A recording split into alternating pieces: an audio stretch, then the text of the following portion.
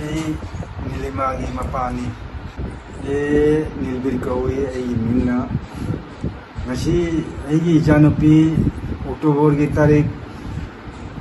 kunmari dagi sandagi pung taru makhai dagi thokraga Hanuman mandir da Hanuman darshan tawagi chachagi bani adubu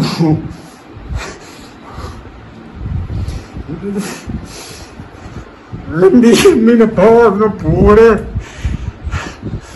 masi bauba halakte mitara marini shura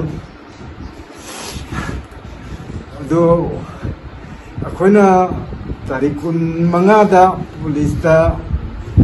missing case ama file tawjare adubu police na di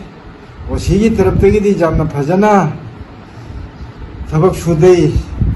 hiba humba changhalli adubu ngasi bauba makini haibada phange haibase wafam ama bauba phangde akoida masina akoina nunangana asukwana leli base akoi asamgi kasargi manungda leiriba meitei mayam pumbana hawiduna akoi meitei da sokpasibu khanganbira araga mayam nogi ai minje kabali kawi ai nini magi mamani nasi ai chang pini ni mana mitra mari mangane sure da halaktaba karimata ma pau phangna base ai jam nungai de mayam koina osi sana ju haye base osi sana di jam phajana di mateng tawjeri akoi gi do ngasi phawdi karimata pau leita base ge jam nungai de ngasi ai gi isara thoi ba sumaina ate mi gi mama ma para thomadi mi gi mama moju aina ngasi nungai te ngasi ai gi nungai te leiri ba mayam su moju phangadamni asi hairaga isani ngasi ai hakna leijari ba mafam si Kasar Silchar ki National Highway leiba aikoigi majaibungo ahong changbam nilibigi yumdani maki machanupi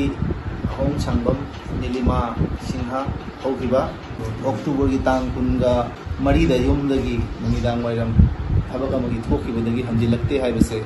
akoi tabadi kuijare masiga mari leinana hogiba tang kun manga da Silchar Sodol Thana da chatuna